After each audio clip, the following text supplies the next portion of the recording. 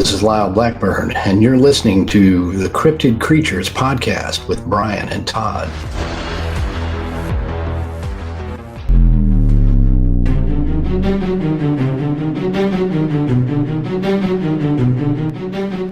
It was right where three trails come together. There's two like this, one's coming here, one coming here, and one coming straight down, and it was right in the corner. We found a huge Dogman track. It was every bit 5 inches wide. So it was catching everything come off those trails. Well, I'm watching this shadow, and the shadow puts an arm up and leans out, looking down where he is. My adrenaline went nuts. I could see the shoulders. I could see the way the head was shaped. I could see the hair sticking up because he had hair sticking up on top of his head. You're listening to the Cryptid Creature Show with Todd and Brian. We're glad you're here, and we hope you're enjoying the show. Don't forget to visit our website at www.cryptidcreatures.net. By becoming a member, you'll get access to exclusive videos, members-only episodes, early, unedited, ad-free releases, and even a shout-out on an episode. Join us at www.cryptidcreatures.net, and thank you for supporting the show. This is the Cryptid Creature Show. I am Brian, and with me as always my co-host Todd. What's up, buddy? Hey man, what's going on? Tonight we're bringing on a friend of ours, George Lunsford. We've known George for a couple years. He Yes, we have been in touch with us and since we started doing the podcast, and he's written a couple books about cryptids and whatnot. So, and then he just recently had his own Bigfoot encounter. Had his first Bigfoot encounter, yeah. So that's kind of cool. So we're going to bring him on and see what the heck he saw and talk about his books and other cryptid things. That's right. All right, you ready to bring him on? Yep, let's get him. George, how are you, buddy? I'm good. How are y'all? Doing good. How you feeling now? Good. Coming right along. I did physical therapy today for the first time, so Oh, that's always getting back fun. on track. Yeah. That's good to hear. I've been praying for you. Well, thank you. Appreciate it. Well, George, for the listeners, why don't you tell them about yourself a little bit before we get rolling here? Okay. I'm just an old country boy. I've did a lot of different jobs. I was in the Navy for 4 years. Went around the world, did 27 different islands and countries, one war zone. I was made explosives for the government and police departments and all that. And I went from making them to being an inspector. I was the only non-college educated inspector at the explosive plant. Wow. I did acting for a while. I've done all kinds of different jobs, and now I write books and work on banks. All right. What kind of acting did you do? Mostly independent. I did a lot of, I did feature films. I did shorts. I did a music video. I did commercials. I did book trailers. I did a couple of Hallmark movies as extras and stuff like that. Hallmark movie. I'll have to watch for you when my wife's watching those because she watches those all the time. All you'll see is my back in one of them as I walk by the camera. So, the real Still matters, right? strained part Right. there to go to. Hey, it still goes on the resume, doesn't it? Oh yeah, That's I got the best one I ever did. The one I made the most money at. I wasn't a lot of money, but for the time that I put in, it was pretty good pay. I drove to Charlotte to be a Hasidic Jew in a Jewish commercial. Okay. I drove down, went into makeup. Less than 5 minutes there. You put the Walked braids in, or the I wore a Curtis Hughes on the side. Went in, I did the praying like this. Wow. Okay. Then finished that, walked out, did another little part, and I was done in 45 minutes with everything. Wow. wow. It's awesome. Made like $250, $300, something like that. Acting pays well, doesn't it? Sometimes. Sometimes. Most of the time, I didn't get paid hardly anything if at all because I did a lot of independent stuff. Because I'm a horror nut, Okay. so I always played the bad guy. Okay. We thank you for your service, first of all. Absolutely. And, you said you were an author. What books have you written so far? Well, I've done 7 so far, but I only have 2 on the market right now. Okay, what you got those 2 of then? I have. I'll find them right here. Legends, Myths, Monsters, and Ghosts, the USA edition. Okay, that's a Okay. pretty thick book, buddy. Yeah, it is. 590 pages. Nice. It's got stories from every state in the United States, at least 8 stories per. Some of them's got more. Some, none of them's got less. They all got at least 8 stories. Then there's 5 of the Indian tribes that has stories in there. There's 5 stories for each Indian tribe. Yeah, I know. I call them Indians instead of Native American because when I talk to the elders, they refer to themselves as Indians. So out of respect for them, that's how I refer to them. Okay. But yeah, that was my first big book for this company I work for. Then the other one is this one, Monsters of the World. Monsters of the World Reference Guide. Okay. I made that mainly, well, for everybody, but also focused a lot of the stuff for podcasters. There's 104 different creatures from all over the world.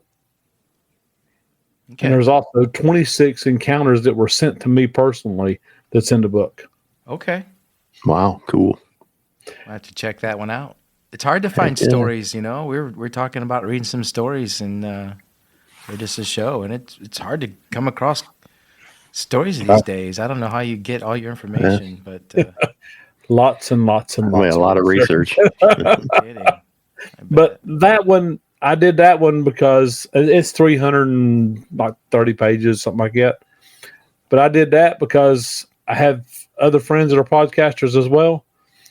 And they're like you. It's easier if they got something, a quick reference to go to, and that's what that is. It's a quick reference of all. There's some wild different cryptids in there, and it's a big help to people like us. Oh, Makes things a little easier on us. Definitely, yeah, for sure. And that's it right now. I'm working on another book called the working title right now is called Canine Cryptids. Oh, And it's going to have Dogman, hellhounds, werewolves, skinwalkers, and chupacabra. Yeah, How long Dogman. how long have Todd's you been favorite. interested in the cryptid thing, George? What got you into it, and how long have you been doing it? Or Remember the movie Legend of Boggy Creek? Hmm? When that come out, I started liking Bigfoot then, and I would find anything I could find about Bigfoot and read about it. I watched Gimlin Patterson films and everything, and I just always liked it. Always been into it. And then when I got the chance to start writing it, of course, I jumped right in the middle of it. And now I'm a certified cryptozoologist now. Congratulations! Yeah, Hey, so are we. Yeah, welcome to the that's club. awesome, ain't it? Yeah, it Right? is. Yeah, makes you feel cool, doesn't it? Yep. And I got my encounter with Bigfoot finally. So I'm also a paranormal we're investigator, gonna touch on that one. researcher, a ufologist. Yeah, buddy, for sure. Right yeah, on. you are. So you have to be the first person that I believe Brian and I know personally, so to speak. We've met a couple times in person at the shows and everything. Yep. Next time we got to have a beer or something together. Oh, that sounds good. Yeah. Yeah, no kidding. You were there and gone at CryptidCon last year, so we. Yeah, we only stayed one day because we had to Yeah. get on to Chicago. Oh, you're the first person that Brian and I know, and knew you before, and then had a Bigfoot encounter after we knew you. You know what I'm saying? Oh, okay. Most people that we meet through this have already had their encounter, and then we know them. But we knew you prior to you having an encounter, and now you've had a Bigfoot encounter. So it's kind It's of pretty interesting. awesome. Yeah, I wonder how it changed you, if at all. I don't think it really did because even the ghost stuff never really changed the way I was. The UFO stuff never changed it. And then Bigfoot, it all just reinforced everything I believed. Okay. That's what I think. I think if you're already a believer, if you see it, it just makes you a knower. It doesn't, I don't think it really changes it all that much. No, Other than the fact that you actually know now that they're out there. Oh, son, that was no doubt. I was 20 yards away from him. So Wow. where did this happen, George? East Tennessee. Tell us what was going on. Now I'll get it. It's a little bit of a long story, but That's all right. I got to mention my friends because I'm part of a group called NCI. That's on my podcast. That's also my Okay. research friends. Well, we had a buddy, Harley, up in East Tennessee. He was investigating this one area he'd got from, what's his name? Scott Carpenter. And he found out about this area, and he started investigating. He had investigated for about a month, and he had found all kinds of stuff. He had pictures of them peeking out behind trees. He got all kinds of sign. So he got us to come up there. Well, me, Robert Effler, Michelle Effler, and Harley all went to this area. As soon as we got there, we started seeing sign of elk. We started seeing sign of deer. We seen bear sign. We seen bobcat sign. So we know there's animals in there. So we got in there and started looking around, and we found archways that were not natural, because the log that was holding the end of the tree over, the stump for it was about 10, 15 feet away from it. And there's no way it could have fell this way, with the stump's right there across from it. And we found ambush sites, which any hunter would have been amazed by this site. The big one we found, I stood up inside of it, and it was right where three trails come together. There's two like this, one's coming here, and one coming straight down, and it was right in the corner. So it was catching everything come off those trails. We found a huge Dogman track. It was every bit 5 inches wide. But we couldn't get no pictures or anything because the ground was wet and it was leafy. And you know as well as I do, wet and leafy does not make good cameras or castings. So we followed all this sign up. It kind of goes up at an angle and then comes back down, and there's a whole other side down here where there used to be some buildings. We got down there around where those structures used to be, and we found it looked like little ones playing, the way the leaves had been kicked up and everything. So we was coming back, because we're all the way to the end of that. We was coming back, and Harley nudges me. He said, "Let's me and you go down this flat, and we'll come up the other side of that hill over there, and then come back around down to the road." I said, "Okay, that's fine." Me and him dropped off, and we come up a hill. Now, where we were at, we was on this hill, but there was a dip, and then another hill, and then it dipped back down to the rest of the woods, and then over to the dirt road. And the other two, Robert and Michelle, went down the dirt road. And we come up that hill, and it's about 20 yards away from where we were at to the top of that other hill. And Harley nudges me. He goes, "Look, there he is." I'm like, "Harley, that's a shadow." He said, "No, I'm serious. There it is. There it is." I said, "Harley, it's a shadow." He said, "I'm telling you." He said, "Wait right here. I'm going to try to get a little closer." I said, "Okay." He started down in the hill. He got down to this thicket about 12, 14 foot in front of me. He stepped on a branch. That thing popped like a shotgun. Well, I'm watching this shadow, and the shadow puts an arm up and leans out, looking down where he is. And my adrenaline went nuts. I got so excited, I was just vibrating.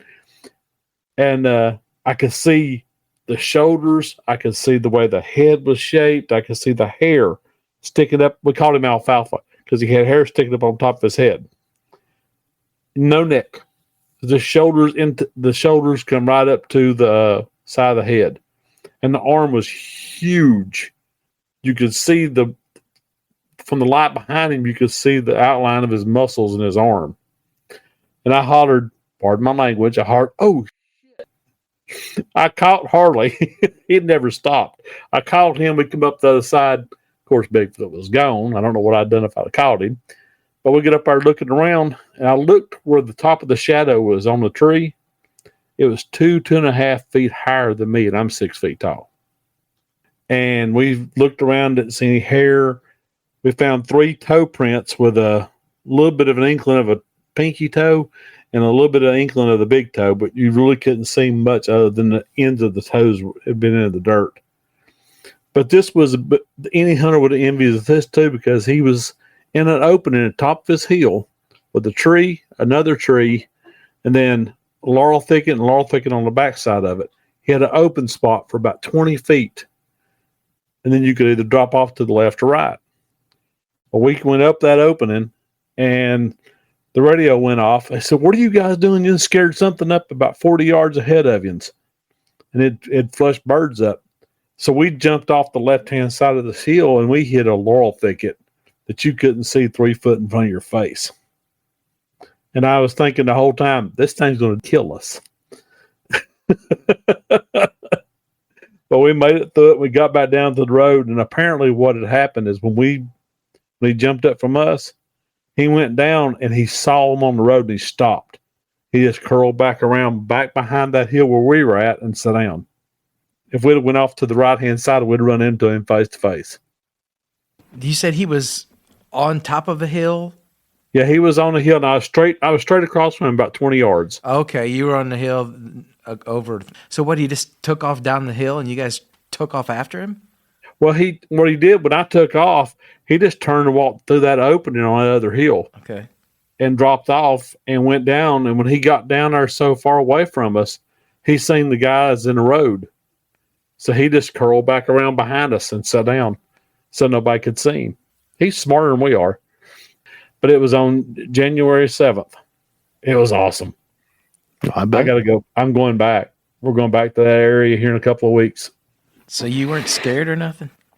I was vibrating so bad I could have threaded a sewing machine while I was running. Wow. So are you going to go back and check it out again, you think? Oh yeah, there's a Dogman over, and I want both of them. Oh my gosh. I want pictures of both of them. I bought a camera that I can take with me that actually zooms in on faces. It locks on the faces automatically. Okay. So I'm going back. I'm going to get close up picture of him if he kills me. Well, be careful with the Dogman. Oh, I ain't worried about it. I got 357. All right. Take some extra rounds with you too. Oh, I always do. I'm an old gunner's mate, so. Oh, that's true. Okay. Yeah, you know what you're doing. Mm-hmm. Yep. It was awesome though. I got to tell you, it was one of the best experiences. Did you notice any kind of smell or anything? There was a linger smell like a wet dog, but it wasn't. The way that everything was, everything stayed down real low. So any kind of scent and everything was pushed down because of the weather. Because it was nasty up there the whole time we were there. Between the snowing and the sleeting. What do you think the correlation is? I mean, lately that it seems like we're hearing a lot of dogmen around Bigfoot areas. Or I've kind of caught that a couple times. And for you to see a dogman print down there, and we've heard that Tennessee is full of both. Oh yeah.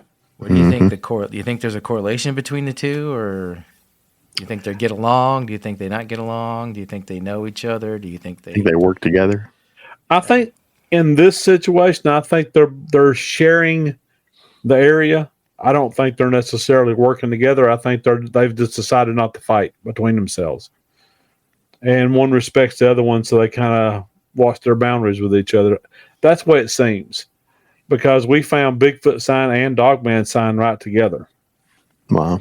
Now, up at the land between the lakes, that's a war zone. They've got Bigfoot on the north side. You got Dogman on the south side. And the only thing separating them is a cemetery. And they've been lots of people. I've read reports about them actually hearing them fighting. Of course, as big as Bigfoot is, as strong, you get a 7-foot Dogman, you get a 12-foot Bigfoot. There ain't much fight to it. It's that's about it. Oh yeah, you never know. I mean, that's true. They are fast. So you get a 7-foot Dogman and an 8-foot Bigfoot, and you probably have a good fight there. You never know. I think the Bigfoot probably still win, though, to be honest with you. Oh yeah, this because of pure strength. Their strength and their speed's incredible, and their intelligence. It's amazing to me. And I've been reading this stuff about Dogman, and they've been around since like 400 BC. Yeah. They used to be tribes of Dogmen. Marco Polo even wrote about the ones in India. When he actually seen them, he was actually taken to the tribe that was in India. The one in Africa is where Anubis is supposed to have come from, and they. From what I'm gathering, I haven't found any direct knowledge of, but they're hinting around that the ones in Africa were wiped out, and when the last one or two that was left, there was a huge group of the baboons come in, and they ended up killing them and taking over their area. You know, baboons are intelligent, they're strong, they're very vicious. Yep. Yeah, and they basically took over what was left of that village of the Dogman. What do you think about the paranormal side of Bigfoot and Dogman? I don't know, because there ain't no real experts in these fields. I mean, you can study this stuff for 100 years, and if you're not watching them on a daily basis and observe them and their interactions and their hunts and all that, you really just don't know. But I still in my heart think that they're just physical creatures that have adapted to being away from humans or staying away from humans. So they've mastered ways to basically disappear in front of your eyes, just like a bear or a moose or anything like that can when they hit the woods. I was up in Maine and I had a full bore male moose walk in front of the car I was in. Stepped down in the woods. He took like 4 steps and you couldn't see him anymore. And if they can do that, I'm sure Bigfoot can disappear just as easy. Yeah, we've been in Oregon Forest, up in Mount Hood, and it's just, I mean, you step off the trail. If you lose sight of the trail and you don't go the direction of the trail, you're screwed. Yeah. Lost. Done. I believe that. They got some thick woods up there. Mm-hmm. Plus, y'all got the big Bigfoot up there, the 12-footers and stuff up there. Yeah. And you got all the moss and everything growing, and everything's dense and so easy to hide and all that stuff. So. Mm-hmm. Oh yeah. Yeah, I believe it. Do you live in Tennessee, George, or? I do not. I live in North Carolina. Okay. What you got going on there in North Carolina? Any kind of activity there? We just got a report the other day of what they believe is a Dogman and had killed some livestock. We're trying to get permission to go over there and investigate that. We've got several different places that has Bigfoot sightings. I'm going to another Bigfoot investigation on the 16th with Bigfoot 911. That's a group down in Marion. And we're going down around Lake James and investigate down there. So, we got both of them here. Pretty busy. Oh, I try to stay busy. I want that good picture of both of them, Bigfoot and Dogman. And after that, I'll hunt Mothman. We've been trying to get a Mothman encounter lady on that had seen it back in the day when the Silver Bridge collapsed. She was just a kid. I think she was 6 or something like that, 6 or 7. Oh, wow. And just been trying to get her to come on here and there and touching base with her. So hopefully eventually she will. Those are few and far between, the old Mothman encounters. Yeah, they are. That's hard to find. Yeah. Now, Michelle Pope, Lee Pope's wife, she sent me an encounter that's in the book. She encountered some kind of flying creature with talons and everything. Her and her son both watched it. They come right down over top of her car. Wow. Where was this at? I think they're up in, I want to say Indiana. I'm not sure. I can't remember exactly where Lee's from. Well, there's been some sightings around Chicago in that area, so very well could be. They've been one up there at O'Hare Airport. Mm-hmm. Yep. They actually stopped the aircraft, landing aircraft for a little while because it comes. That somebody seen it. Did they really? Yeah. Wow. They had like a 30 or 40 minute delay. They stopped all incoming traffic, and this thing come in. It landed, and the traffic controllers were watching it, and they couldn't figure out what it was. And then it turned and flew off, and they discussed it and said, we didn't see this. Let's land planes. But there was a report written. That's crazy. Just up there circling, waiting to land. Hopefully they don't run out of gas for this thing to take off, right? Yeah, no kidding. Yep. Tell us about your UFO encounter. Well, I've had 2. Okay. The first one was when I was in the military. My ship was out in the middle of the Atlantic Ocean, and there was nothing around. and I was on aft lookout, and the guy up on forward lookout hollered at me. He goes, "What is that?" And I said, "You're going to have to be a little bit more specific than that. Where's it at?" He said, "I see lights off I think he said port side." It's been a long time. I'm old. And so I looked over there, and there it sure was. It looked like lights about 8 miles away. And I pulled the big binoculars up, and I'm looking. And when I first looked at it, I thought it was like a con tower for a submarine. So I called Combat Systems, and they're like, "Well, we don't have nothing over there." I'm like, "Okay, there's something there." They said, "Well, we don't have anything there." And they checked everything. They checked sonar, they checked radar, they checked everything we had. And I said, "Well, I'm sitting here watching it." And he said, "Well, keep an eye on it, see what it does." I'm like, "Well, thanks a lot, So I'm watching this thing, and it starts moving from side to side like this, almost like it's searching for something, but it's staying at a certain distance from the ship, and it's staying pretty much with the ship. And I watched it. And I mean, it sat there. I was out there for like 5 minutes, and everybody else had quit paying attention to it. And all of a sudden, that thing lit just as bright as it could, and it shot straight up in the air. The captain, not the captain, but the officer of deck said, "You didn't see nothing." I said, "Okay." So we just forgot about it, let it go. Then later on, me and my wife were coming back from Chicago, and we were 30,000 feet up in the air above the clouds. It was nice. And my wife nudges me, and she said, "What is that?" And I look, and it's a silver looking cigar out probably, I don't know, 7 miles or so away from the plane. And it's keeping pace with the aircraft. There's no wings.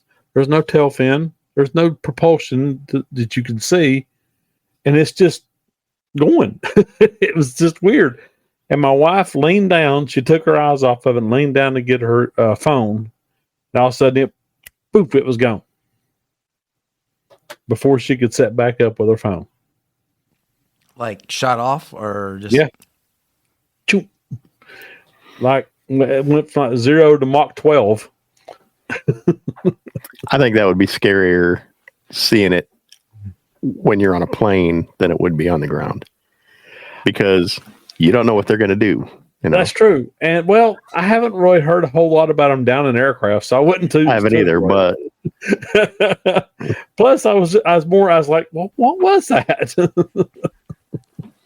Yeah, it'd still be cool, but it was pretty awesome. Mm-hmm. See something like that. It was just couldn't really fathom what it was at the time. We've heard of this cigar shaped craft before. Mm-hmm. Really strange.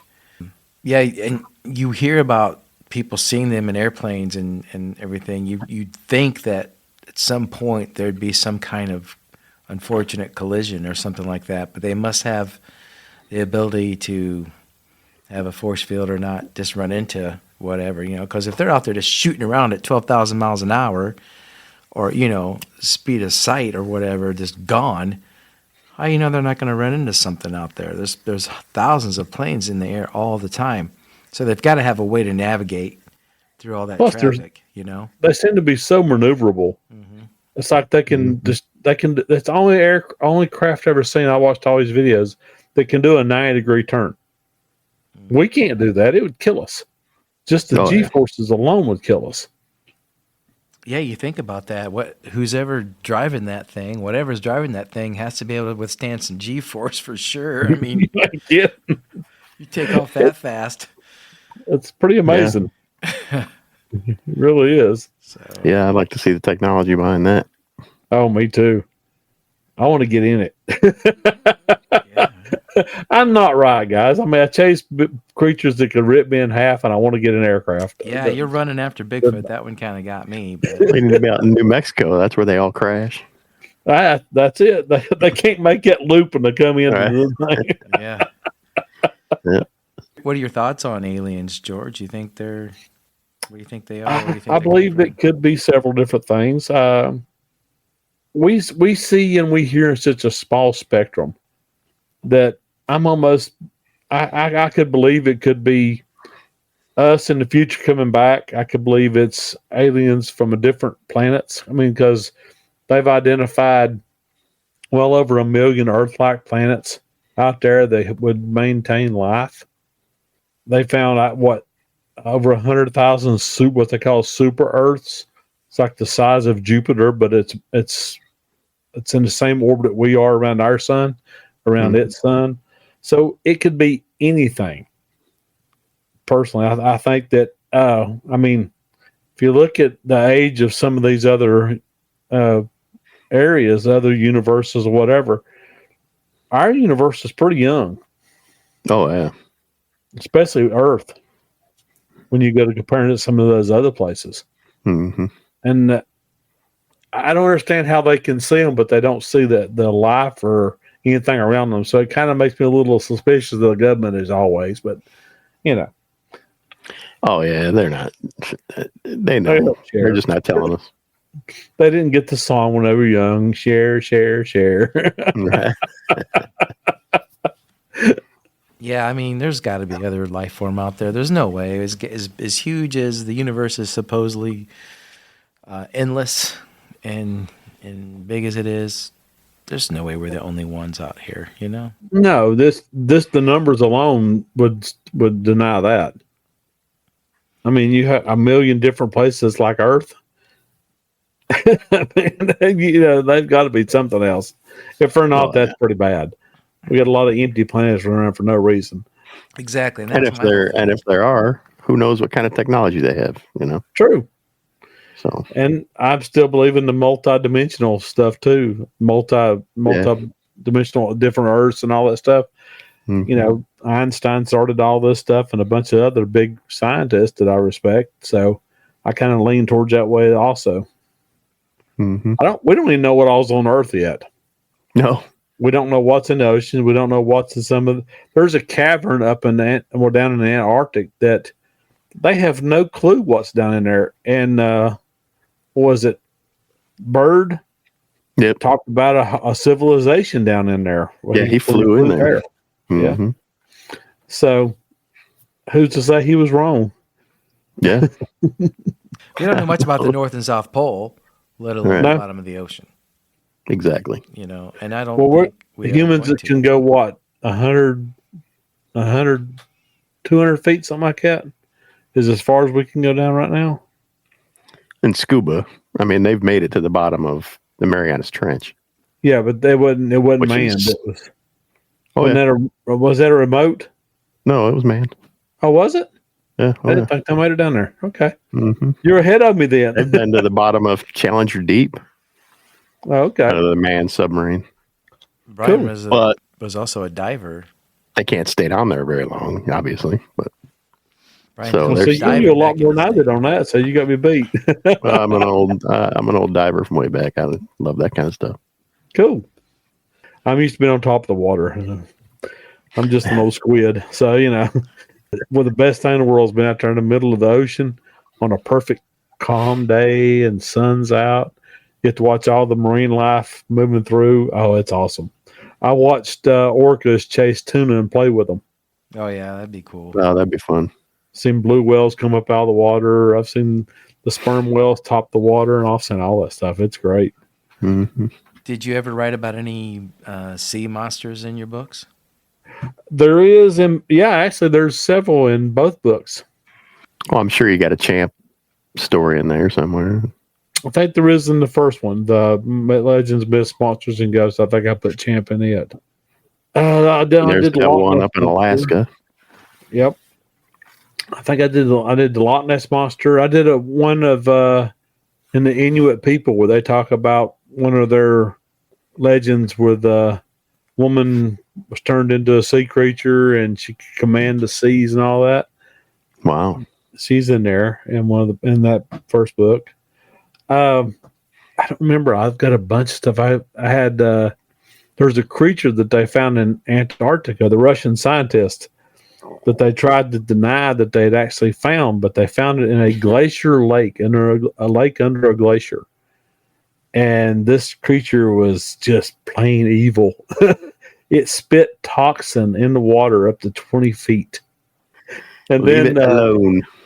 Well, what's funny is Putin and all of them denied it, but yet they kept researchers there trying to catch it.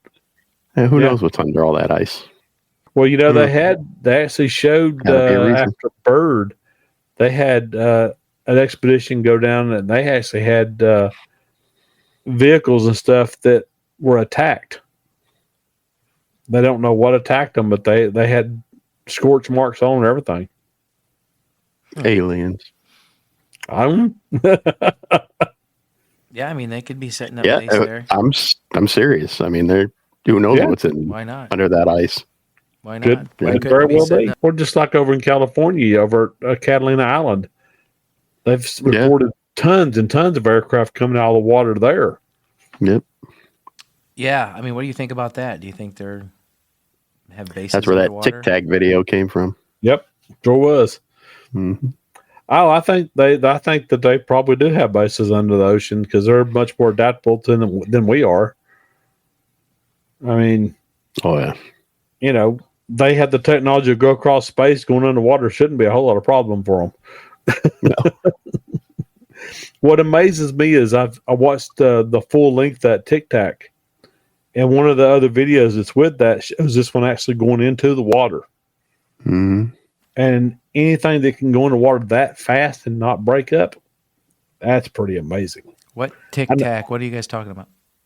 Oh, that's what they call the Tic Tac videos. The military released of a UFO and the pilots were chasing it. Oh, the space. Are you talking about something that come in and out of the water or something else?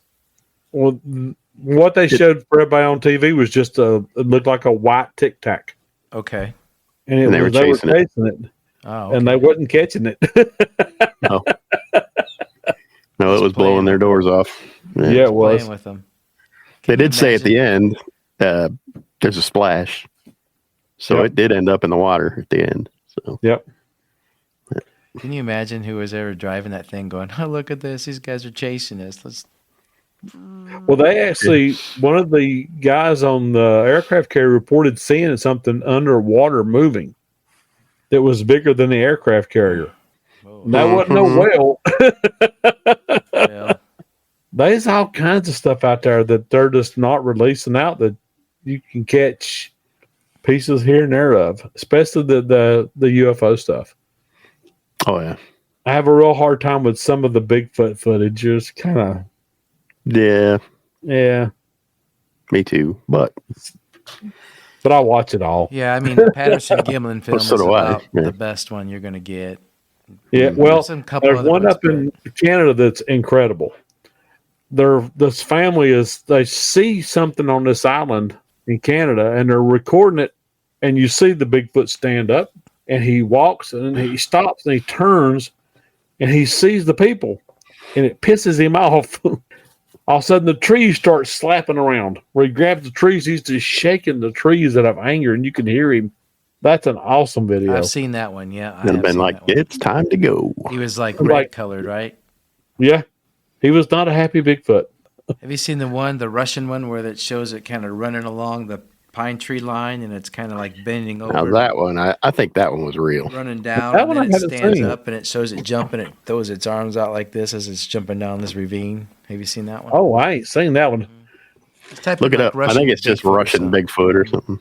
Okay, I'll check that out. Yeah. Mm-hmm. I like the one where the kids were in Russia and they were filming and they seen one. Mm-hmm. Yeah, they walked. Now that one, that looked cool.